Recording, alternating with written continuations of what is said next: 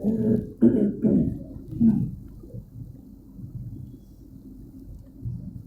اللہ الرحمن الرحیم۔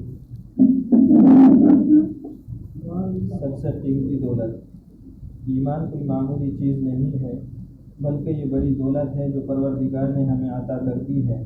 اس لیے ہمیں اس کی حفاظت کی ہر وقت فکر رہنی چاہیے۔ ہم اس ایمان کو قیمتی سمجھیں اور اس کے مقابلے میں کوئی بھی چیز آئے تو اس کو ٹھوکر لگا دیں۔ ہمیں چاہیے کہ ہم اللہ رب العزت سے اس نعمت کی حفاظت مانگا کریں کہ اے اللہ ہمیں اس نعمت کی حفاظت کی توفیق نصیب فرما۔ جان اتنی قیمتی نہیں، عزت اتنی قیمتی نہیں، بلکہ ایمان سب سے زیادہ قیمتی ہے۔ اس لیے ہم اللہ تعالیٰ پر پکا ایمان رکھیں۔ ہمیں اللہ کے محبوب صلی اللہ علیہ وسلم نے جو کچھ بتایا ہم اس کے اوپر پکے رہیں۔ اس سے انسان اللہ رب العزت کے مقبول بندوں میں شامل ہو جاتا ہے۔ صحابہ کرام رضی اللہ عنہم کے نزدیک ایمان کی قدر، اللہ تعالیٰ نے صحابہ کرام رضی اللہ عنہم کو ایمان کی نعمت نصیب فرمائی تو انہوں نے اس کی قدر کی اور اس کی حفاظت کے لیے ہر وقت متفکر رہتے تھے۔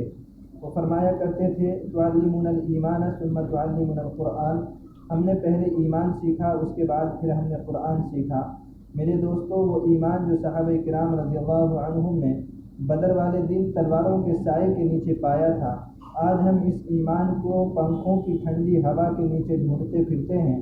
کیا اس طرح ایمان مل جائے گا؟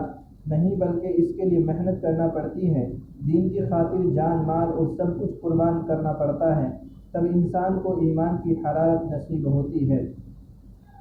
وقت کی ایک اہم ضرورت، یاد رکھیے کہ آج کے دور میں اتنے فتنے موجود ہیں کہ جن لوگوں کے دلوں میں احد پہاڑ جیسا ایمان ہے وہ بھی ایسے لرزاں اور ترساں نظر آتے ہیں جیسے انہیں ہر لمحے اپنے مرتد ہو جانے کا خوف ہو۔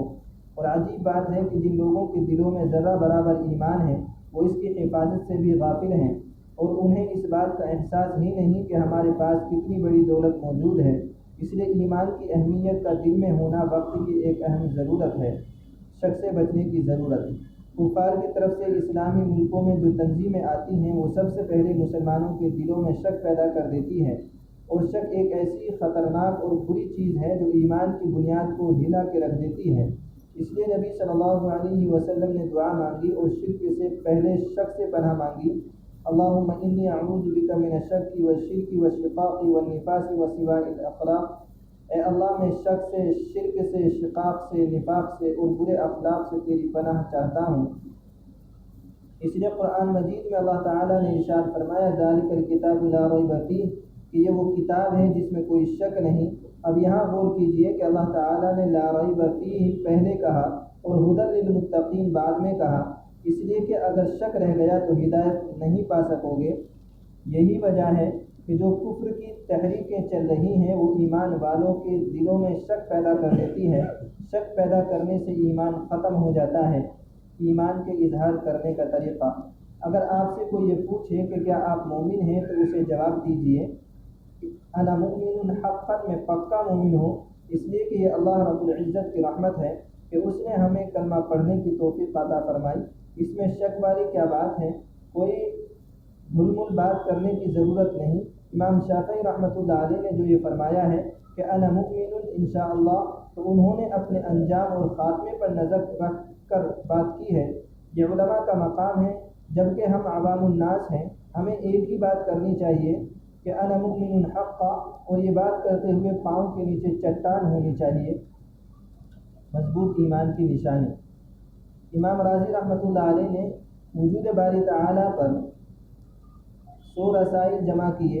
ایک مرتبہ ان کی شیطان سے ملاقات ہو گئی، وہ شیطان سے کافی دیر مناظرہ کرتے رہے۔ اس دوران انہوں نے فرمایا کہ اے ابلیس، میرا اللہ تعالیٰ پر ایمان بڑا پکا ہے، تو مجھے بہکا نہیں سکتا۔ ابلیس نے کہا کہ ہرگز نہیں، اس سامنے دیہاتی کھیت میں ہل چلا رہا ہے، اس کا ایمان آپ سے زیادہ پکا ہے۔ آپ نے پوچھا وہ کیسے؟ اس نے کہا کہ ابھی تماشا دیکھیں۔